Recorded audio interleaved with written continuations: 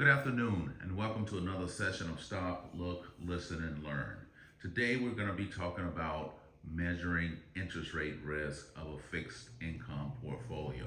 There are a number of measures that fixed income managers use to quantify the interest rate risk that is embedded in their fixed income portfolios.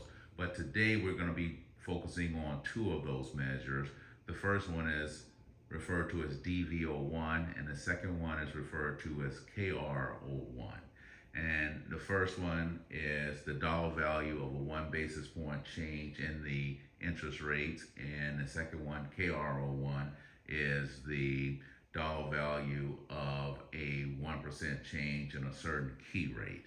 And we'll get into more details later and explain exactly what those two things mean.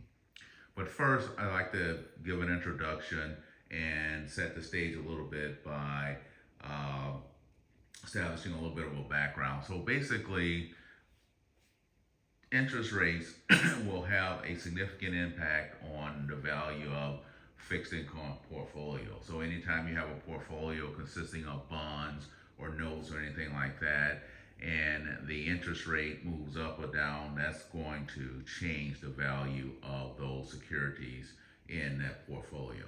And therefore, fixed income managers must be in a position to quantify and manage the impact that changing interest rates will have on the value of their fixed income portfolios.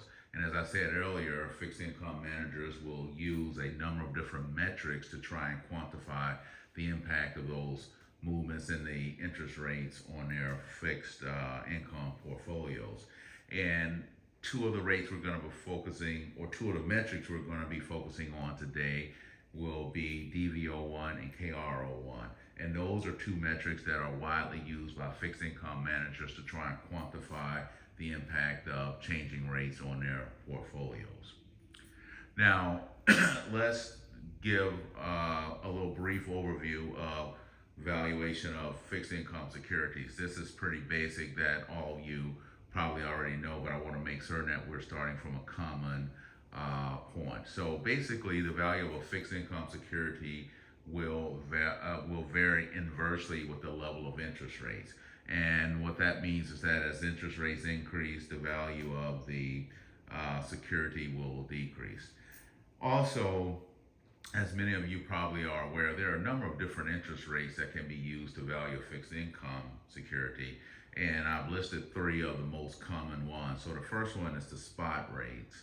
And those are basically the zero rates, if you will. And the spot rates are derived from the par rates. And you do that via the bootstrapping method that I have discussed in previous videos. And then also you can value fixed income securities by utilizing the forward rates. Now, the forward rates are derived from the spot rates. And then finally, you can value a fixed income security by looking at the yield to maturity. And the yield to maturity, as many of you know, is just simply a weighted average of the spot rates. In this video today, we're going to focus on the spot rates as the method of valuing the securities, right? Now, when it comes to interest rates, there's not necessarily one interest rate, but rather there's a term structure of interest rates where you have many rates, and the relationship between the rates and the length of time, that is what is referred to as the term structure of interest rates. And so I've given a few examples here. So looking at the term structure of the spot rate, so as you can see on the horizontal axis we have time in years, and then on the vertical axis we have the spot rates themselves. And as you can see, this is an upwardly sloping curve. So what that means is that as the term or the number of years increases, so too does the spot rate. And so that is what is referred to as a normal or upwardly sloping curve, right? Now, interest rates can change, and they can change in a number of different ways. And that's why fixed income managers have to be concerned about how interest rates change and what impact those changes will have on the value of their portfolios. So in the middle box here, what I have is a situation where we have what is called a parallel shift, and that's where all of the interest rates increase by the same amount. And so as you can see, that red curve is the initial set of interest rates, and then we assume that that term structure is shocked by having all of the rates to increase by 1 basis point, or it could be 100 basis points, or whatever the case might be. So that's one way that the rates can change. And if the rates were to change in that way, it would have a certain impact on the value of a fixed income portfolio, right? Now, there are other ways that the interest rates can change. In the box on the far right, it depicts a non-parallel shift in the change of interest rates. So as you can see here, the 1 year rate is changing by a certain amount, and the 2 year rate is changing by a different amount, and that gives rise to a change in that curve, which is not parallel. So there's a twist and there's a turn. And so fixed income managers have to also be concerned about the twists and turns in the term structure of interest rates, because those twists and turns will also impact the value of their portfolios. Now, let's just continue on with the valuation of a fixed income security. And so what I've done here is I put together a little schematic here that kind of makes it, I think, a little easier to understand kind of what's going on here. So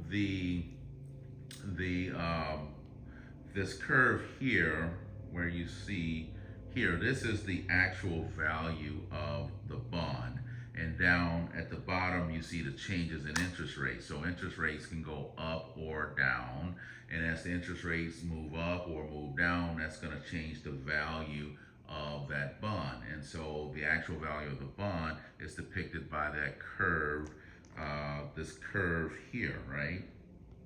And so as you can see, you start off with an initial rate of interest right here, and that gives you the initial value of the bond. But if interest rates increase, then you can see the value of the bond will decrease.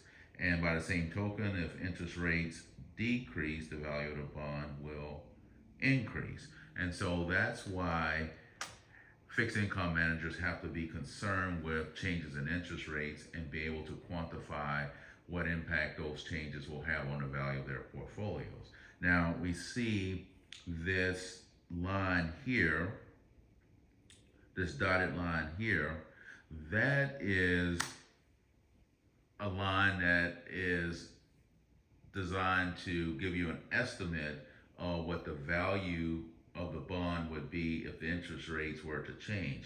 So for example, if excuse me, the interest rate were to increase, we see that the value of the bond is estimated to be right here. And if they increase more, the value of the bond is estimated to be right here. By the same token, if the interest rates decrease, the value of the bond is estimated to be here.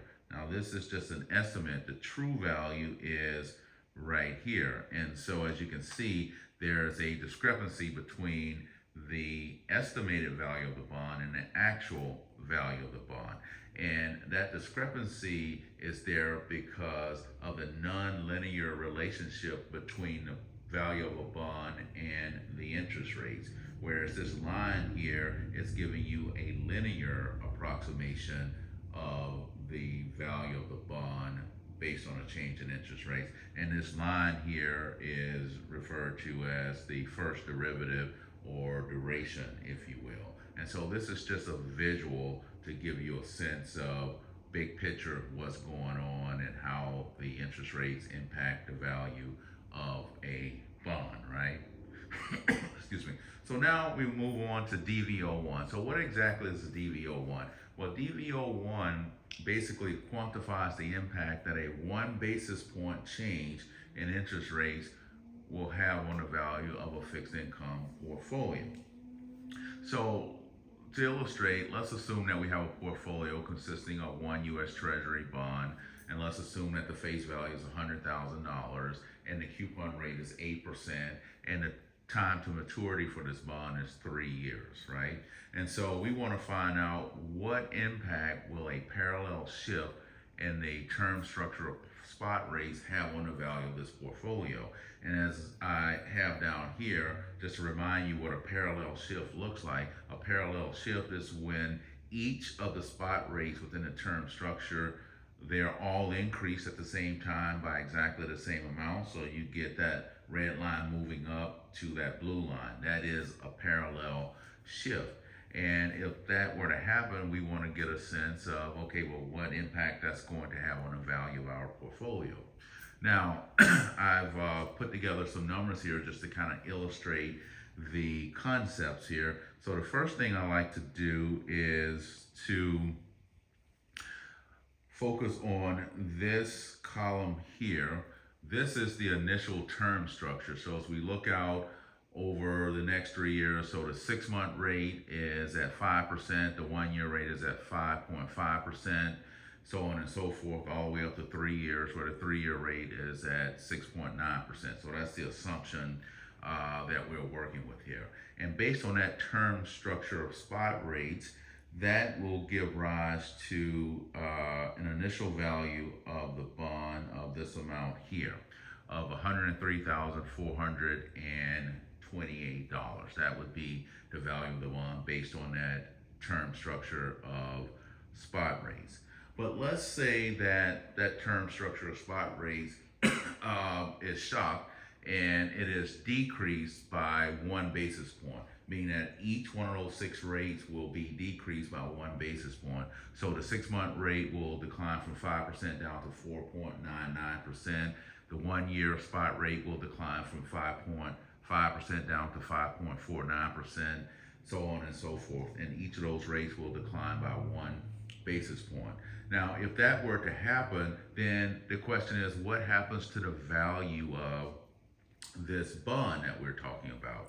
Well, if we look at this column here where the rates are decreased, then we see the new value of the bond after the rates are shocked. You can see that the value of the bond increases, and it increases by $26.42 approximately, or 0.423 cents. And I laid it out to 4 decimal places just so we can see the changes, right?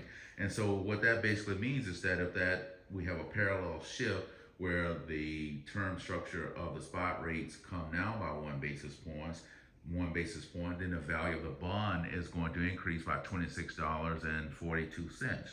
Now, just like the term structure can decrease by 1 basis point, it can also increase by 1 basis point.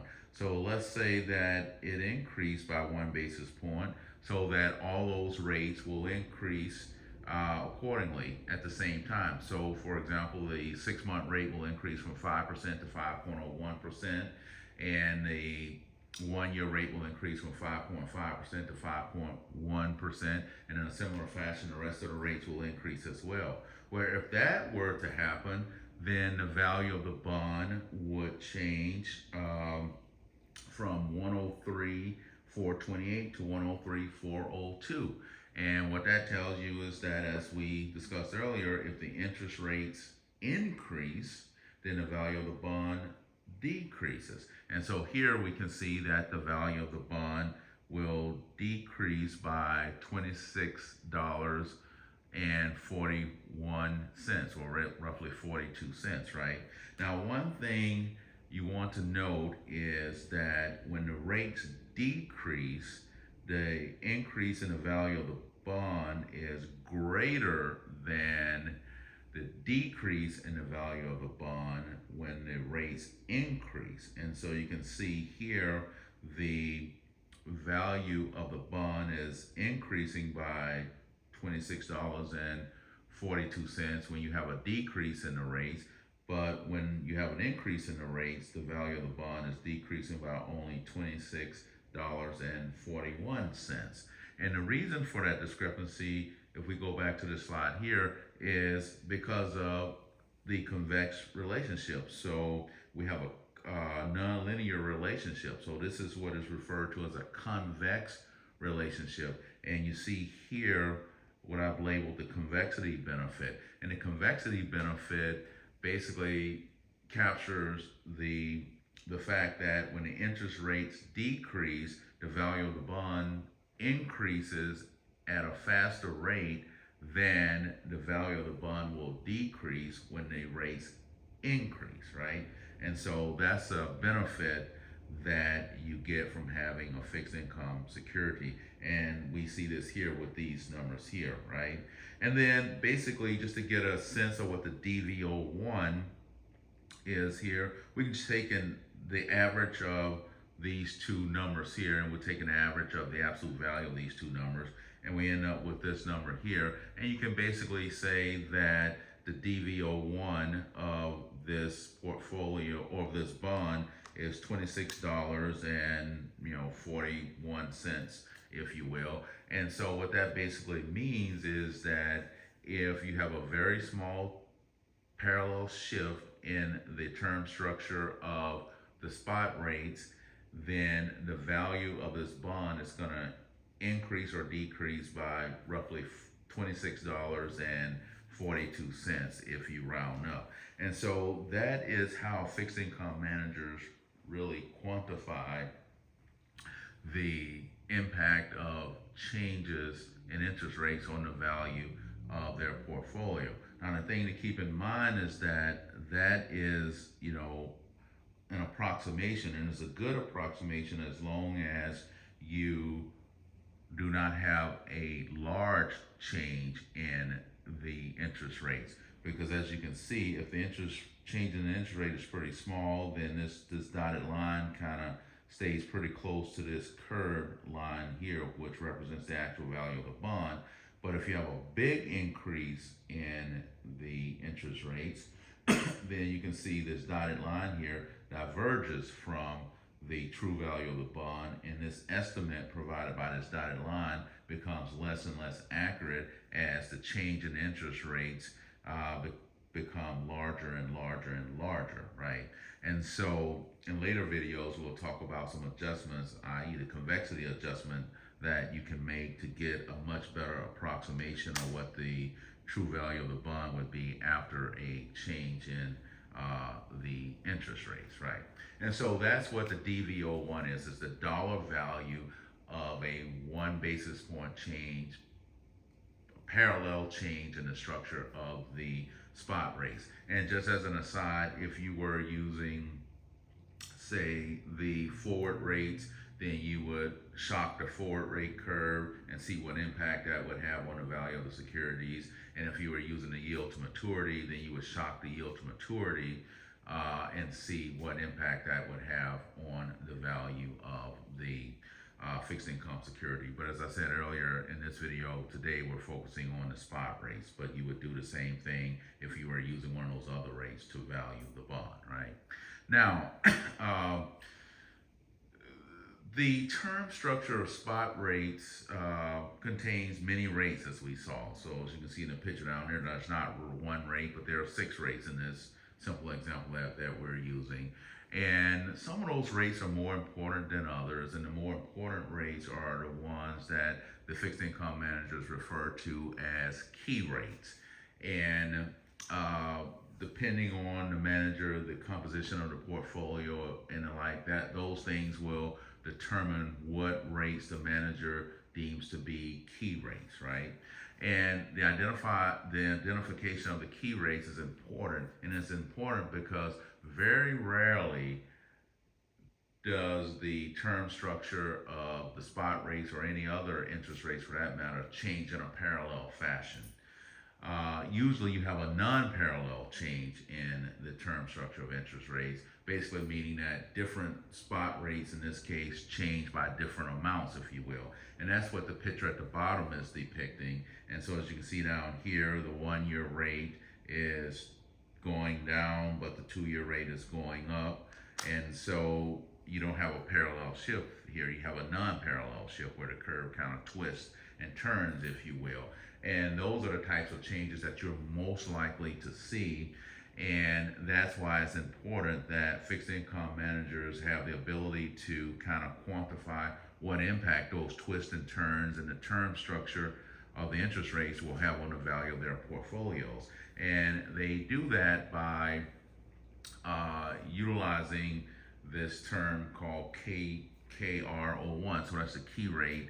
Uh, and so essentially what it's doing is it's quantifying the impact of a 1 basis point change in the various key rates on the value of a portfolio. And so you might have 3 or 4 different key rates, and then you assume, okay, if key rate number one changes by 50 basis points, what impact is that going to have on the value of my portfolio? If key rate 2 changes by 20 basis points, what impact is that going to have on the value of my portfolio? And so by doing that, you can get a sense of, how sensitive the value of your portfolio is to the various rates out there.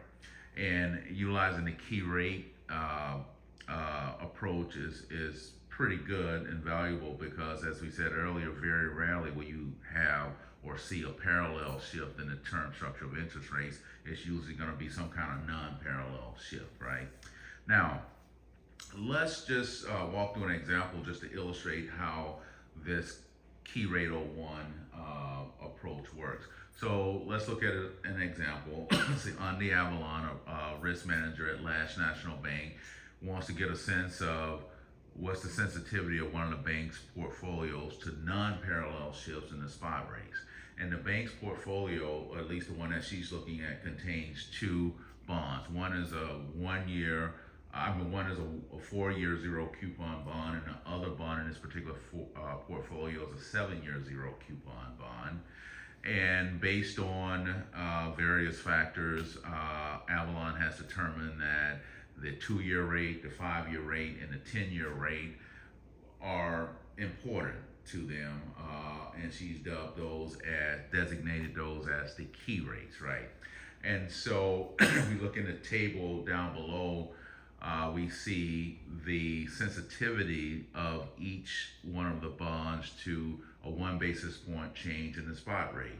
So if we have the 4-year bond, look at the 4-year spot rate. If that 4-year spot rate were to change by 1 basis point, if it were to increase by 1 basis point more specifically, then the value of that 4-year zero coupon bond would decline by $175. And the 7-year spot rate will apply to the 7-year zero coupon bond in the portfolio. And if you had a 1 basis point increase in the 7-year spot rate, then the value of that 7-year zero coupon bond would decline by $402, right? So based on those sensitivities, what Ms. Avalon is trying to determine is, okay, what would be the impact on this portfolio if the 5-year spot rate were to increase by 1 basis point? What impact would that have on this portfolio?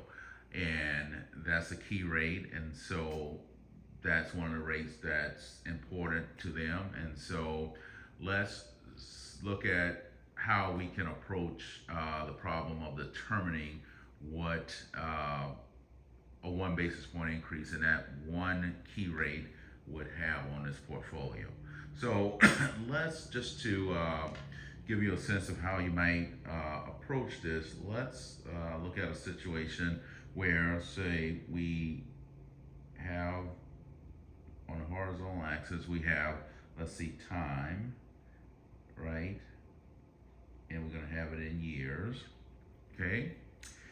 And so we're going to have 2-year, 3, 4, 5, 6. Let me just draw this a little bit longer. Out to here. 7, 8, 9, 10. Now, she's identified the 5-year rate as a key rate, so we just want to note that here. Now, at the top, let's just draw a dotted line that comes across. And we're going to say that this is a 1 basis point change in the rate. And so what we're told here is that there's a 1 basis point change in the 5-year rate. So that rate, whatever it is going to jump up to this amount here, right? Now, generally speaking, the way they approach this is you identify the key rate. So the 2-year rate is a key rate, and then the 10-year rate is a key rate. I think we're told that here. Yes, 2, 5, and 10, right? So if the 5-year rate increases by 1 basis point, then what they assume is that from this point, the 5-year rate will decline linearly down to 0 at the adjacent key rate. So the adjacent key rate is going to be the 2-year rate, and then the other adjacent key rate will be the 10-year rate. So if it declines linearly down to those rates there, then what that means is that when the 5-year rate increases, it's going to have some impact on the 3-year rate and the 4-year rate, and then it also have some impact on the 6, 7, 8, 9-year rates, if you will, right? So an easy way, or I think an easy way or an effective way to very quickly look at this is to say, okay, come out to the 3-year rate, draw a line up from there up to this line here, and then just take that line all the way across horizontally, then come up to the 4-year rate, same thing, and then draw this line horizontally across there, right? And then what you notice is that from the 5-year rate, there are 1, 2, 3 years there, and so this increase in the 5-year rate can be broken down into 1, 2, 3 pieces, and each one of those pieces would be 1/3 or 33.33%, right? So if you want to know what impact this increase in the 5-year rate will have on this portfolio, well then what you would do is you would come over to the 4-year rate, go up, and then you come to here, and that is 1, 2. So what this distance here is 66.67% of the total distance, right? And so what you would do is you would say that the 4-year rate is going to change by not 1 basis point, but it's going to be 0.6667, and you're going to multiply that times the increase or the decrease, which is 175, and then you're going to add to that what happens to the other rates when that 5-year rate increases.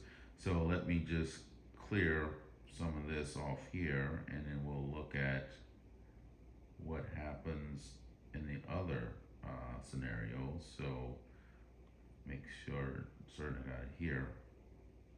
Okay, so now what we want to look at here, we can do the same thing, right? So there are a total of 1, 2, 3, 4, 5 years between years 5 and 10, and so if we do the same thing, we start at 6 and go up here and draw a line out here, and 7 up to here, and then draw a line out here,